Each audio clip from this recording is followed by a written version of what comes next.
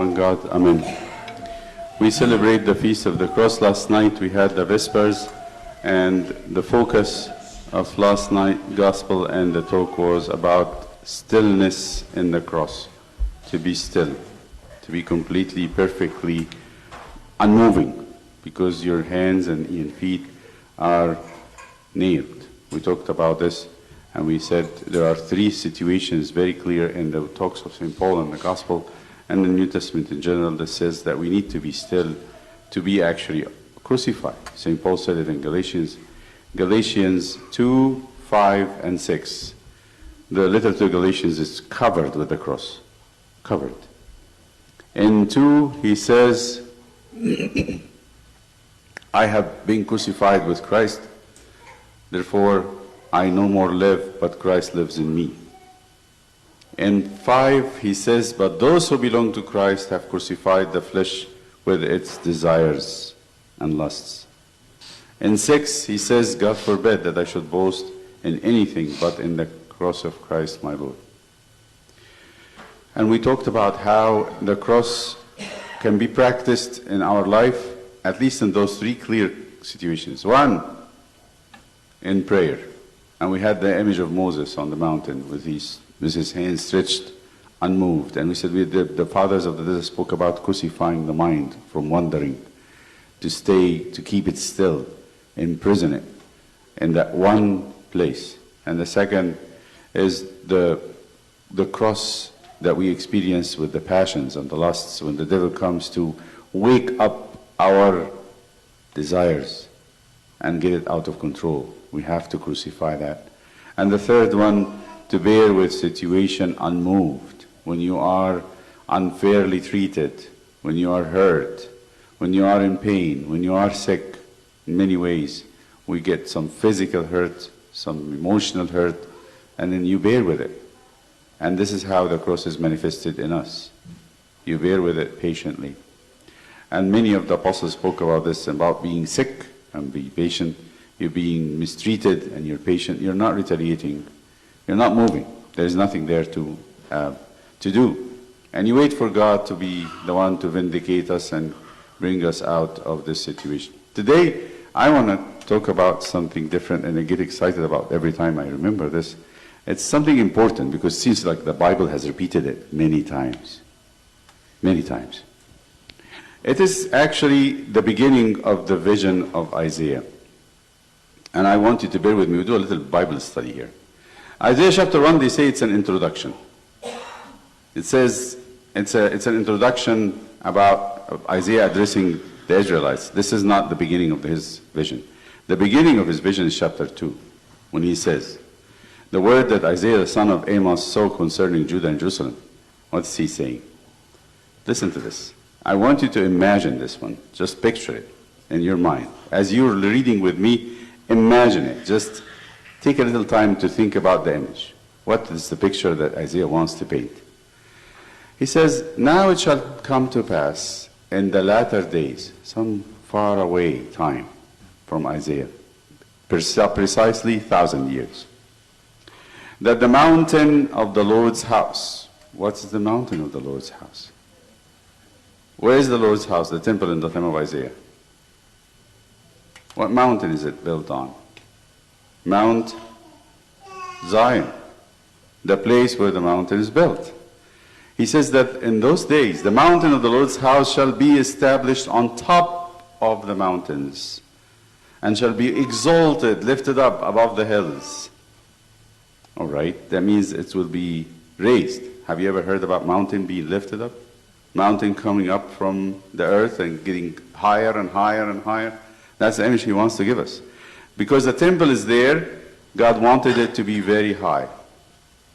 And it will be above all other hills. And all nations shall flow to it. Because it's lifted up, now all the earth will be able to see it. Right? Many people shall come and say, many people here is talking about Gentiles, not the Jews. Come, let us go up to the mountain of the Lord, because they saw it. It had been glorified. It showed, it actually is manifested. To the house of the God of Jacob, He will teach us his ways, and we shall walk in his paths. For out of Zion shall go forth the law and the word of the Lord from Jerusalem. Everybody would say that. And then it turns into what? Listen to this. This is interesting. It's mountain, I expect it. No, it is not it. He speaks about a person. He shall judge between the nations and rebuke many people, as if the Lord himself is in this mountain, and by the mountain getting up and lifting up the mountain, everybody will see him, and everybody will go to him, and he shall judge between the nations and rebuke many people. They shall beat their swords into plowshares and their spears into pruning hooks. They will stop fighting. Nations shall not lift up sword against nation, neither shall they learn war anymore. Then he stops. Listen to this. He's talking about the mountain of the Lord, and the temple is lifting up, and everybody's running to it. And everybody says, let's go to the house of Jacob. Let's go to God to see the God of Jacob and what he would tell us to do. And all of a sudden Isaiah stops and says, O house of Jacob, come, let us walk in the light of the Lord. Why would you say that? Apparently, out of all the nations that saw the house of the Lord and saw God, Israel is not. For you have forsaken your people, the house of Jacob, because they are filled with eastern ways, magicians and soothsayers, and the zodiac, and every kind of demonic thing. They are soothsayers like the Philistines, and they are pleased with the children of foreigners. Their land is also full of silver and gold, and there is no end to their treasures. Their land is also full of horses, and there is no end to their chariots. Their land is full of idols, and they worship the work of their own hands, that which their own fingers have made. So what's he painting? He's painting the mountains lifted up, the temple is lifted up, everybody's running to it, except who? Israel. They're not coming. So people bow down, and each man humbles himself, therefore do not forgive them. Enter into the rock, and hide in the dust, from the terror of the Lord and the glory of his majesty. He's lifted up. The lofty looks of man shall be humbled. The haughtiness of men, the glory, the richness, the things that people are so excited about, shall be bowed down, and the Lord alone shall be exalted in that day. For the day of the Lord hosts shall come upon everything proud and lofty, upon everything lifted up, and it shall be brought low. That's what John the Baptist came to says, prepare the way of the Lord, every mountain shall be brought down, every valley will be filled. Upon all the cedars of Lebanon, very big trees, and are high and lifted up, upon all the oaks of Bashan, very huge trees. Upon all the high mountains and upon all the hills that are lifted up, upon every high tower and upon every fortified wall, upon all the ships of Tarshish and upon all the beautiful sloops mean all the beautiful things of humans. The loftiness of man shall be bowed down, and the haughtiness of men shall be brought low. The Lord alone will be exalted in that day. But the idols he shall utterly abolish. They shall go into the holes of the rock and into the caves of the earth, from the terror of the Lord and the glory of his majesty, when he rises to shake the earth mightily. In that day, listen to this also, a man will cast away his idols of silver and his idols of gold, which they made each for himself to worship, to the moles and the bats, these gods. So people will start throwing away their gods. This is what happens in the Gentiles. The idols of the Gentiles will be thrown away because they see the true God. This is an interesting chapter because I want to say something to this image. This actually is repeated again, believe it or not, verbatim, exactly, in Micah. Rarely you see this in the Bible. Rarely you see that the one chapter as a whole is repeated exactly in another prophet. Very few chapters are like that. Now it shall come to pass in the latter days, that's Micah 4. I'm talking about Isaiah 2, this is Micah 4. Shall be established on top of the mountains and shall be exalted above the hills, and people shall flow to it. Many nations shall come and say, come, let us go up to the mountain of the Lord, to the house of God of Jacob. It's very weird. He will teach us his ways, and we shall walk in his paths. For out of Zion a law shall go forth, and the word of the Lord from Jerusalem. He shall judge between many peoples and rebuke strong nations afar off. They shall beat their swords into plowshares and their spears into pruning hooks. Nation shall not lift up sword against nation, neither shall they learn any more war anymore. But everyone shall sit under his vine. This is a different one, but the first piece is the same. Let me tell you about this. This is very, very interesting, because if you go with me forward, and I'm going to just say, it seems like the Gospel of John is giving us Jesus talking about this peace very much. It is the day of Palm Sunday, when he entered Jerusalem on a donkey, and everybody started to shout, Hosanna, Hosanna, the son of David, Hosanna, the King of Israel. Blessed is he who comes to the name of the Lord. So that's Palm Sunday. All right, so here comes, after finishing Palm Sunday, Jesus is in the city. And most probably he landed in front of the temple at the end of it, when he started casting out stuff from the temple. Now, there were certain Greeks among those who came up to worship at the feast. Why Greeks? They're not Jews. They're not Jews. They are nations. Greeks represented their nations. And what did they say? They came to Philip, who was from Bethsaida of Galilee, and asked him, saying, Sir, we wish to see Jesus. Philip came and told Andrew, and in turn Andrew and Philip told Jesus. They came to him and said, oh, there are some Greeks here. They want to see you. Do you know that Jesus didn't really want to mix with the Gentiles? Never wanted to do anything with them. When the Canaanite woman came, he refused. He said, I was not sent to anybody but the sheep, the lost sheep of Israel. But when Philip and Andrew came to Jesus, what did he say? But Jesus answered them, saying, the hour has come. In the Gospel of St. John, every time they want to bring him to do something or kill him, always written, the hour has not come. All of a sudden, when the Greeks came to ask about him, the hour has come. What hour he's talking about?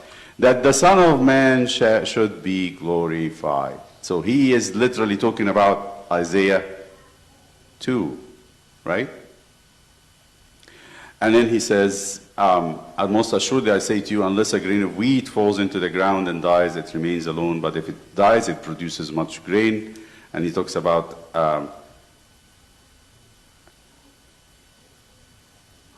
and he is saying here two things. He says, now is the judgment of this world.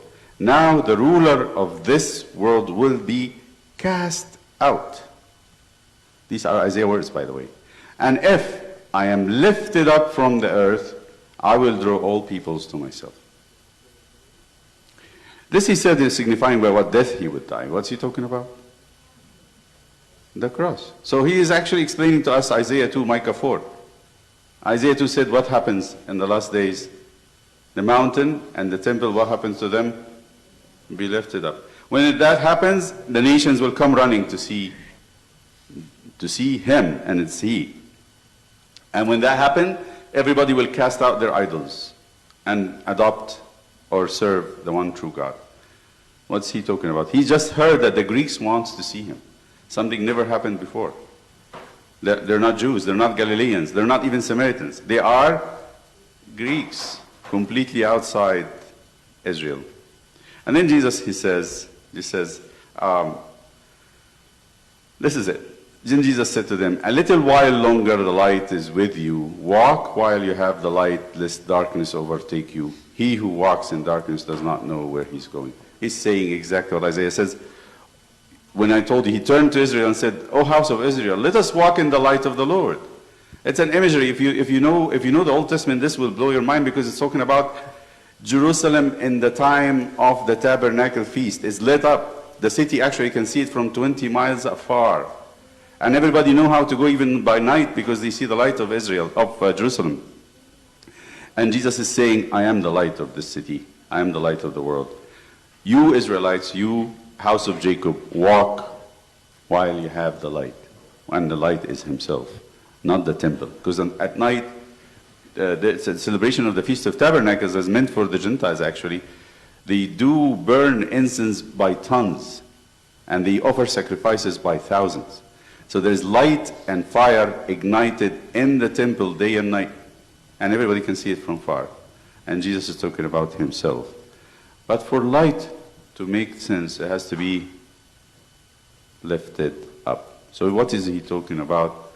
He's talking about the cross. And the question is why the cross had to be up, Jesus hanging up on a hill, the hill of Golgotha, up that everybody can see.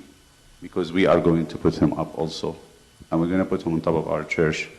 And when he comes in the end, the cross will be on top of everything. Jesus said that. When the Son of Man comes, his sign will appear in the sky. Everybody will see it. The cross has to be up. Why the cross has to be up? St. Paul explained this to us. He says, in the cross we see the weakness of God.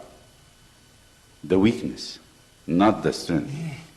I mean, how Isaiah spoke about everything high, everything lofty, everything proud, everything rich, everything powerful. What will happen to it? It will have to be brought down. And the only thing that actually is going to be glorified is the Lord.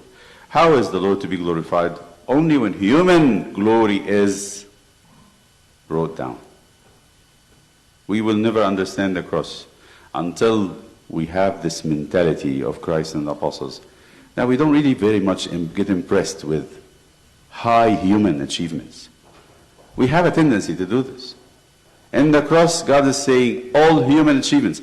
He took his son, who is the king, the miracle worker, the greatest human being ever lived, and he allowed him to be hanged on a cross. Why? So that all human glory, even if it is the glory of the King of Israel, has to be brought down. And the only thing that can be brought up is God. And St. Paul said that. I am only proud in the cross of Christ, because in the cross of Christ there is no human achievement. It's actually the opposite. There is no human achievement in the cross. What's the achievement in someone dying on a cross? What Isaiah is trying to say, and Micah is trying to say, and even Jesus in the gospel is saying, I will make the greatest glory ever human saw in me dying on a cross for my Father. And when he spoke to his Father, he says, Father, you glorify your Son so that he may glorify you also. How would the Son glorify the Father?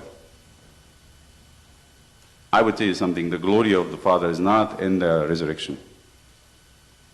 It is, in a way, but it's the glory of the Son in the resurrection. What is the glory of the Father?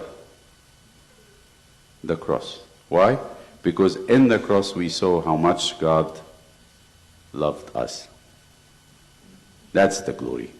How much God loved us. He can do many things. There's nothing impossible with God. Anything you can think about. Abraham believed that. But the thing that we could not believe, and the thing that we will never comprehend, is how much God loved us. The only way the Son had to reveal that to us is by him going to the cross. And this is the greatest revelation, more than even the resurrection. So in this, God is glorified. And Jesus knew this. That's why in the Gospel of St. Mark, if you study the Gospel, there's always this hush. Don't say anything. Jesus heals someone, and after he heals them in the Gospel of St. Mark, what does he say? Don't tell anyone. They call it the Messianic mystery, the Messianic secret. Why is Jesus so secretive about his actions in the Gospel of St. Mark?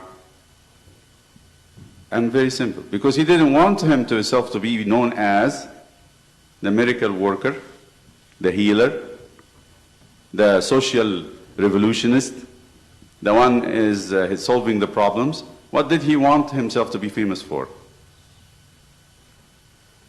His cross. He needed to go out to the world crucified. So when the people came to seek him, he says, now the time. My Father had given me this sign. When the nations come to seek me, not Israel, Israel will not seek me, but the nations will come to start looking for me. Then it's the time for me to go out to them. But when I go out to them, I'm not going to go out on my feet. I'm going out crucified. Crucified. That's how it is a messianic mystery. And that's why he didn't want to be known across the world as the miracle worker or the